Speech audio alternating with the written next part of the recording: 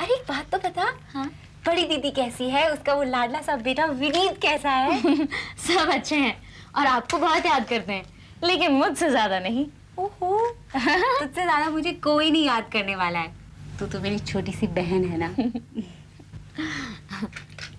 दीदी, हाँ? जब बाबा और मैं वापस जाएंगे तो आप हमारे साथ चलना। आपको तो मालूम ही है जयपुर का मौसम कितना अच्छा हो रहा है इस टाइम। और एक काम और करेंगे, आशुतोष भैया और सरिता भाभी को भी साथ लेकर चलेंगे। मैंने तो सरिता से जाने का कहा था, लेकिन अब मैं कैसे जा सकती हूँ? सरिता को मेरी बात झूठ लगेगी। ए, कहाँ खो गई? सुमन, चाय बना के दूसरे कमरे में ले आना, मैं भी आती हूँ। अरे दीदी, प्लीज सुमन। क्या हुआ इन्हें? कौन कौन मिलता है बैंक से? मैं तो आता रहता है कभी मल्होत्रा भी। अच्छा कई भाई बार। साहब, मैं आपके लिए खाने का इंतजाम कर रही हूँ। अरे नहीं भाभी जी, हम लोग ट्रेन में खा करके हैं। अरे तुम्हारे आते ही कुसुम ने तुम्हें काम पर लगा दिया। मैं छोटी हूँ ना अंकल, वो छोटे होने का यही नुकसान है। हाँ। हर बड़ा अपने बड़े होने का फायदा उठाता है और अपना काम छोटे पे सौंप जाता है। अगर थोड़ा सा हाथ अपनी दीदी के साथ बता दिया तो कौन सी तूने तोप चला दी? लेकिन चाय बड़ी अच्छी बनाई है, बिल्कुल कुसुम जैसी। अंकल, आपको तारीफ करनी है तो या तो दीदी की कीजिए या मेरी। अरे अगर दोनों की तारीफ कर दी तो तुम्हें कोई एतराज है? हाँ, क्योंकि चाय दीदी ने नहीं मैंने बनाई है। लेकिन तेरी दीदी है कहाँ?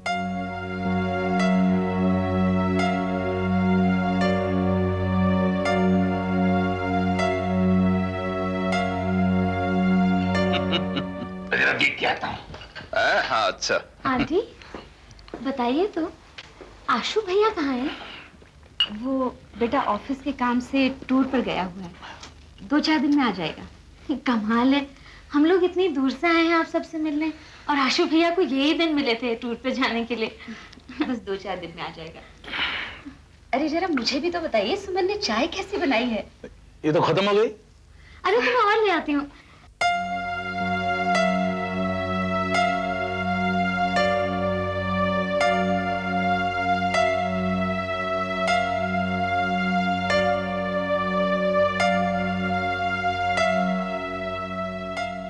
अरे खा ले चीटी और खा ले। खुद हथनी है? मुझे देख के लगता है कि मैं हथनी हूँ। चीटी? मेरा नाम चीटी नहीं है, सुमन है। सुमन चीटी? अच्छा है। क्या मैं खाना नहीं खाती? ओ मिर्ची तो खा ले। सॉरी बाबा, लगता है सुमन बहुत नाराज है। क्या हुआ? इसी से पूछे क्या हुआ। क्या कहते हो कुसुम? बाबा मैंने कुछ नहीं किया, मैंने बस उसे इतना कहा कि खाना अच्छे से खा ले, चीटी नहीं लगेगी। बाबा मेरा नाम चीटी नहीं है, इसको बोलिए ना।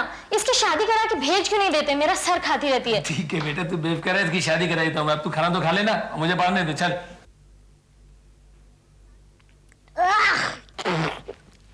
नमक भी नहीं है दाल में। आजकल कोई काम ठीक से नहीं करती है बाबा। ओहो, जैसे तू बहुत सारे काम कर लेती है। बाबा थोड़ा सा कॉलेज क्या चली जाती है, सोचती है बहुत बड़ा तीर मार के आई है, घर में एक बर्तन नहीं उठाती, ऊपर से कमियां निकालती रहती है, ये नहीं करती वो नहीं करती, बहुत बदतमीज हो गई है बाबा, ऊपर से बहुत बड़ी कामचोर भी। बाबा देखो आपके सामने मुझे कामचोर बोल रही है। 2-3 चीजें क्या कर लेती है, दिन भर मुझे सुनाती रहती है। बाबा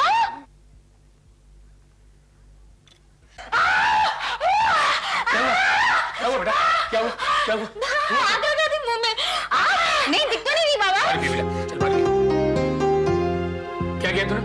बाबा मैंने कुछ नहीं किया, मैंने इसकी दाल में सिर्फ नमक डाला था और कुछ नहीं। नमक नहीं, मिर्ची डाली इसने। अच्छा चल तू शक्कर लेके आओ, ये झापड़ लेके जाओ।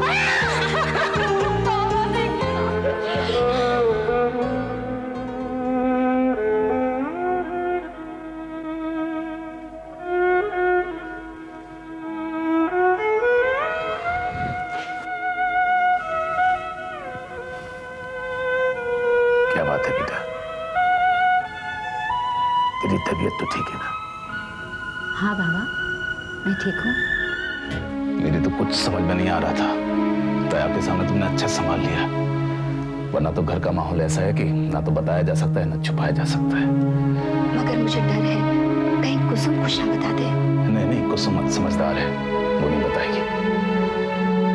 मगर दर्द की तस्वीर चेहरा होता है और चेहरे से दर्द का छुपाना बहुत मुश्किल होता है। देख बेटा, मैं तेरा पिता हूँ,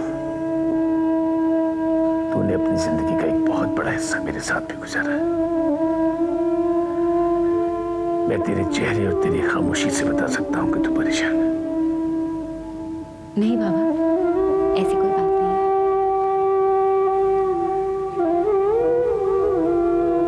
कितना फर्क आ गया तुझमें बेटा। कहां तो चुप रहना तेरे लिए सजा थी, आज तू इतनी खामोश।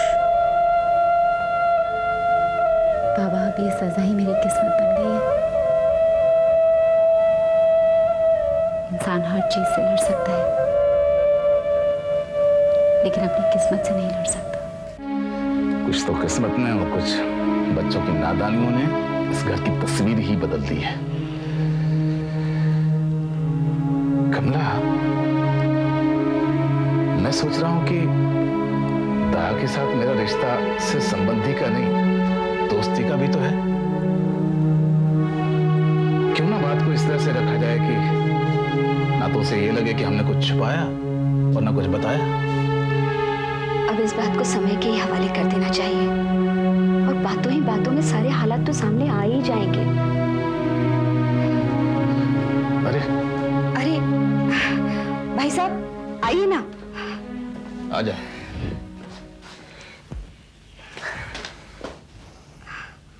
वो, अरे हाँ, आपका सामान कहाँ है? यहीं पास के एक होटल में। हैं? तू अपने आप को समझता क्या है? अरे भाई, तू इतना नाराज क्यों हो रहा है? नहीं, तेरे हिसाब से तो मुझे खुश होना चाहिए, है ना? नहीं, ऐसी बात नहीं है। तुम लोग भी मेरे अपने हो और ये घर भी मेरा अपना है। अगर घर तेरा है तो सामान होटल में छोड़ के क्यों आया? मैं तो समझ रहा था कि सामान घर के बाहर रखा है। अरे कमला, मैं तो भूल ही गया, ये तो हमारा संबंधी है और ये घर इसकी बेटी का ससुराल है। इसके अलावा तो मेरा इसका कोई रिश्ता है ही नहीं। ऐसी बात नहीं है। अब गलती होगी, मुझे माफ कर देना यार। एक बार दो बार गलती माफ की जाती है, बार बार गलती हो तो उसे माफ नहीं किया जाता। कुसुम के ब्याह के पहले तेरा मेरा कोई रिश्ता नहीं था क्या? बड़ा आया रिश्ता निभाने के लिए।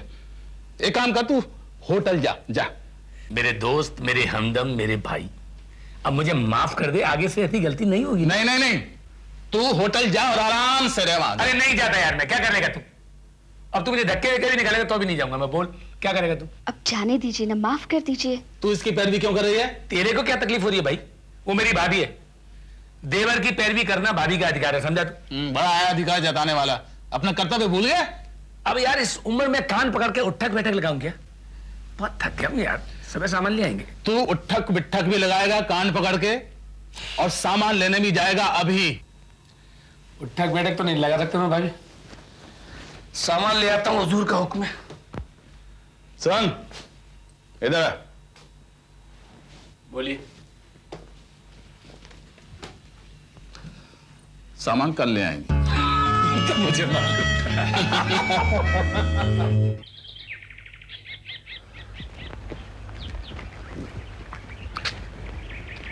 एक बात पूछ रहा हूं। हाँ क्या? रात को भी तेरी खामोशी एक सवाल बनी हुई थी, और अभी भी सवाल बनी हुई। तू मुझसे कुछ छुपा रहा है। नहीं तो मैं कुछ नहीं छिपा रहा। देख, हम दोनों एक दूसरे को सिर्फ जानते नहीं, समझते भी। और जिन रिश्तों में एक दूसरे को समझा जाता है वहां कुछ छुपाया नहीं जाता।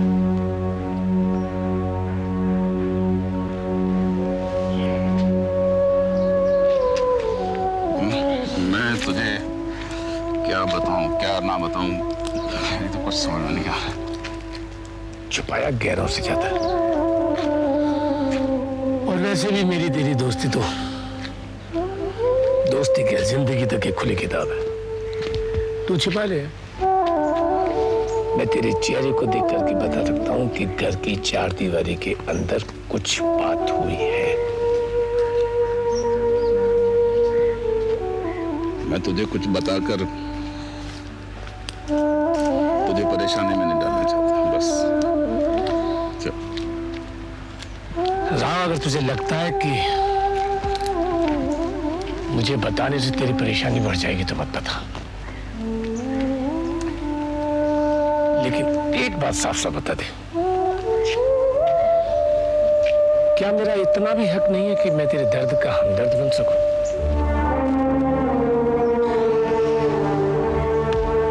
दोस्त है मेरा, फिर हमदर्द है। वो क्या हुआ कि कुछ दिन पहले आशु और सरिता में झगड़ा हो गया और सरिता के पिता सरिता को अपने घर ले गए। झगड़ा क्या हुआ?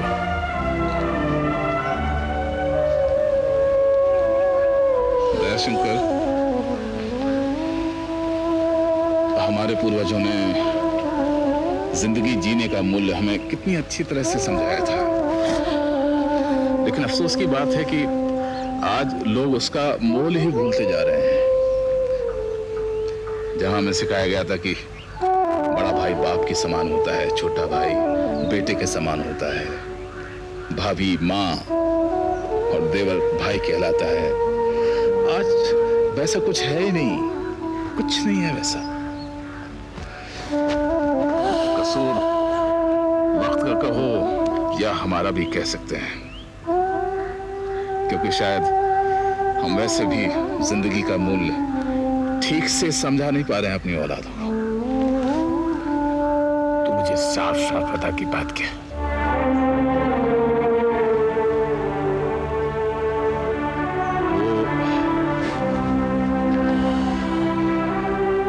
सरिता को ये लगा कि आशु और कुसुम के साथ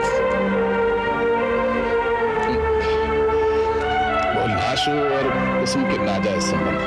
क्या?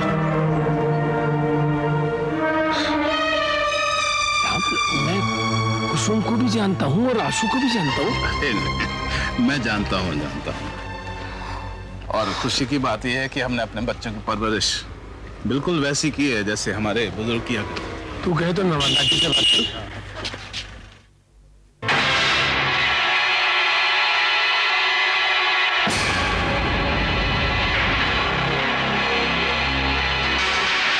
अमरनाथ जी,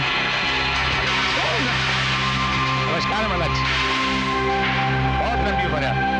अभी हम लोग आप ही के बारे में बात कर रहे हैं और आप हैं कि हमारी उम्र कम करना चाहते हैं। अभी एक्सीडेंट हो जाता तो मैं तो मजाक कर रहा हूं। आप ये बताइए भाभी जी कैसी हैं, हमारी सरिता बिटिया कैसी है?